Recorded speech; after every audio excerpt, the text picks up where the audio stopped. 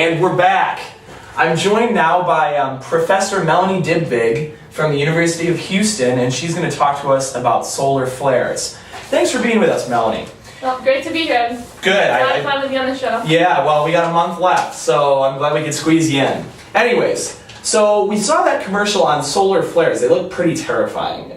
What exactly are they? Let's just start there. So, well, the scary thing is we have solar flares all the time. It's a very common event. They're just like small, well, usually small, magnetic storms on the surface of the sun. What happens is magnetic events in the sun's interior create magnetic fields on the sun's surface in excess of 5,000 times as great as the Earth's magnetic field. So it's pretty big difference. Yeah. Right? Then these magnetic fields create what we call sunspots, and that's what you saw, like those little glowing orange circles on the sun, and those are actually visible from Earth. And when you get a group of those sunspots together, you can get very quick forming explosions, and that's what we call solar flares, what you saw on the video. So they primarily happen on the sun. Oh yeah, that's But they that's can't why happen call on it the solar Earth? flare. So they happen on the sun, but so what happens is they're all on the sun's surface, but the gases that come when they explode, there's gas, there's electrons, there's radiation. It's from gamma rays to radio waves, invisible UV and X-rays, all kinds of light. All this stuff is hurling towards Earth at incredibly fast speeds. Actually, it can be even 6 to the 25th joules of energy can be released by a solar That's flare. a lot. Yeah, and these storms are lasting for hours or maybe even months. I mean, it's broad range here that we're talking about. So. Wow. So in previous, when we met before the show, you mentioned this 11-year cycle. That's right. What exactly is that?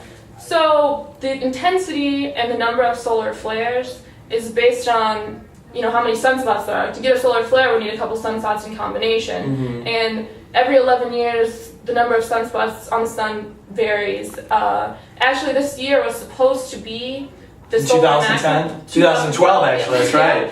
Get with the times, Danny. That's where I am. Anyways, it was supposed to be the maximum. Every 11 years we have a maximum, and that was supposed to be this year. Actually, we're predicting that it's not going to be till May of next year. But we're still at a pretty high point right now. I mean, getting towards the end of that. So one can happen at any time. Yeah, theoretically it could. And they are happening now. It's just a lot of them are very weak, and it's not something that we would feel. But yeah, we are still in a high sunspot activity period, so it's possible. No, that doesn't sound too good. Not very comfortable with that. So what would happen if a large solar flare hit Earth? What kind of catastrophe could we expect? So like I said, the small ones we don't really notice, but every now and then we get a very large one. Actually, we call those coronal mass ejections, or CMEs. You might have seen back 3 years ago, I think about 3 years ago, a film called Knowing.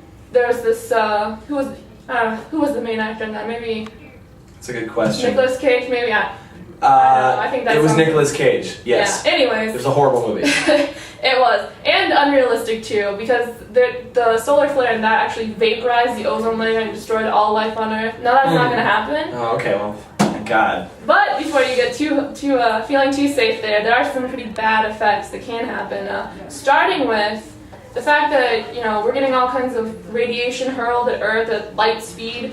It's not very good for humans. Right.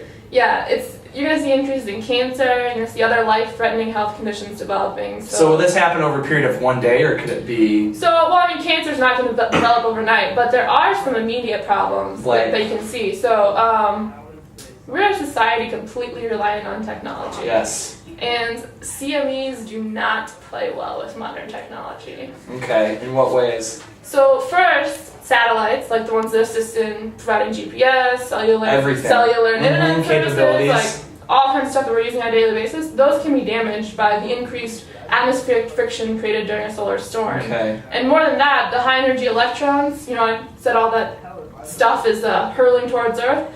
Well, part of that stuff is electrons, and they pass through the satellites and actually flip the bits in the programs that control the satellites. Basically, they're rendering them useless. So. Okay, so you're saying that if a major solar flare happens in a month or so, on December 24th, we could find ourselves without internet, cable, satellite, Yeah, it gets communication, worse, television, it gets live worse. show, anything in general like that. So yeah, that kind of Oh, stuff man. could be gone. Radio that we use to communicate, whatever the traffic, maybe the emergency stuff that's In happening. Iraq, Exactly. the army.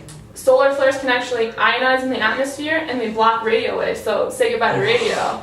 And here's the real kicker: Earth's power grid can be damaged by a major solar storm. Actually, and it's happened before on a smaller scale. In 1972, we had a 230,000 volt, I believe, transformer that was blown up in British Columbia.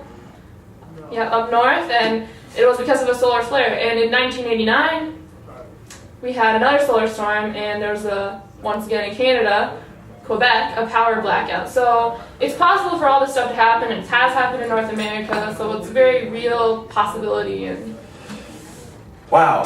Well, doesn't sound too comforting. Hopefully that doesn't happen in a month or so. Well, thank you for your expertise, and I'm sure our viewers are now Well, I'd more like to aware about stress, solar flares. Yeah, keep. I tell would like me. to stress that the occurrence of a solar flare, especially of the magnitude that we're talking about, that could cause these staggering effects, is really unlikely to happen Mhm. on December 21st, 2012. It's stealth. I mean, it's statistically improbable. So it's not likely to be December 20th, 11:59, December 21st, solar flare killing everything. Not It's any not more likely. likely than it is to happen right now. Okay. So, Oh, well, I think that's a little bit more comforting maybe not for our too home comforting, viewers. but Yeah, a little bit better. Well, Thank good. you. Well, thank Thank you you. for the show. Thank you very much.